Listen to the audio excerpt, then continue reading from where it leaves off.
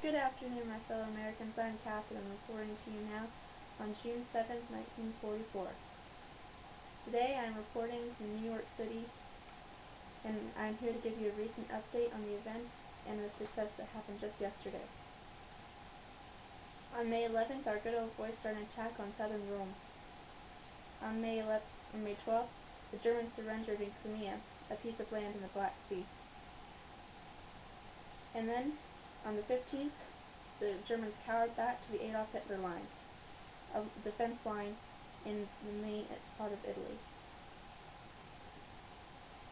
Then, our greatest success came with the Germans' retreat from the city of Anzio. And for those who don't know, Anzio is a city within an earshot of Rome, and it only took our boys till June 5th to reach it. And now for the major event. Just yesterday, with all the recent victories backing us, a crucial battle was waged. A huge and hopefully last campaign against the Nazis and Hitler himself. It was a great battle that made historical records and showed the full strength of our Allied forces and our brothers fighting in arms. 160,000 men from our Allied troops landed on 5 beaches in Normandy, France. 5,000 ships were used to transfer 100,000 men to shore. Also in the skies, 800 planes dropped over 13,000 men in parachutes, and 300 planes dropped bombs on German troops that were on the beach. I regret to say that within any war, 10,000 men have died. Our boys are surely the heroes and some, if not the bravest men in our generation. To jump out of a plane high in the sky, or to jump out of a boat and to face a barrage of bullets is something I cannot imagine me doing. Ladies, think of our boys and what they do for us and putting themselves in danger like this when you are rationing to give you hope. And God willing, this war will come to an end very soon. Note that a speech will be heard right after this, along with a detailed map of what actually happened on the beach that day, along with what happened in the skies. God bless you and have a wonderful day. This map is a flight plan that contains instructions as far as altitudes, locations, and what to do with the lights and navigational equipment. These things were very strict because it was a night jump hours before the beach invasions. As you can see by the map above, the arrows pointing to the shore shows each of the 5 landings. It goes left to right as I read. The farthest left is Utah Beach. The purpose of this beach was to get a port acquired as soon as possible. Omaha Beach was the most difficult because of its rough terrain that contained bluffs and cliffs.